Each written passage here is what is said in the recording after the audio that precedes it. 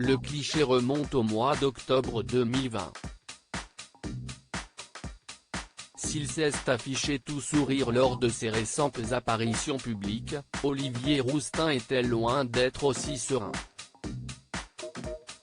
Loin des objectifs de photographe et des défilés de la maison Balmain, dont il est le directeur artistique, le styliste conservait un secret difficile.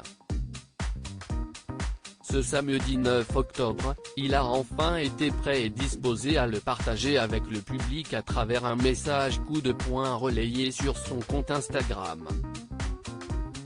Premier détail attirant l'attention, une photo du créateur.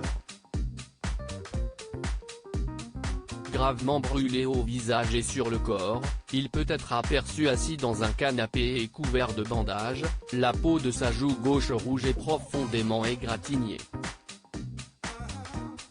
Il y a un an, a-t-il d'abord écrit dans la légende agrémentant ce cliché bouleversant, comme pour rassurer sa communauté. Le récit d'Olivier Rousteing est digne d'un cauchemar. Il y a exactement un an, la cheminée de ma maison a explosé. Je me suis réveillé le lendemain matin à l'hôpital Saint-Louis de Paris. En dépit des cas élevés de coronavirus, le personnel soignant a tout fait pour le remettre sur pied.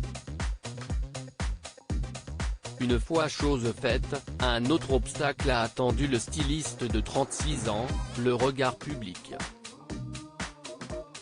Olivier Rousteing, j'avais si honte en effet, dans son message, il avoue s'être enfermé dans le mutisme, tout comme ses équipes.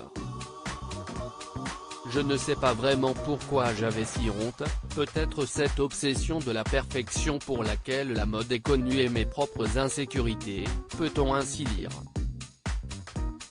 Olivier Rousteing s'est plongé dans le travail jour et nuit pour oublier.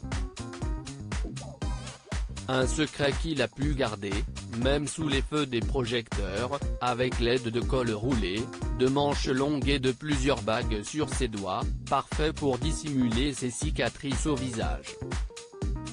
Aujourd'hui, un an plus tard, guéri, heureux et en bonne santé, ajoute-t-il. Son message, qui a cumulé un total de 377 628 mentions j'aime, a fait réagir une multitude de stars, dont Donatella Versace et Cindy Crawford, toutes ravies qu'il soit bien rétabli et en sécurité.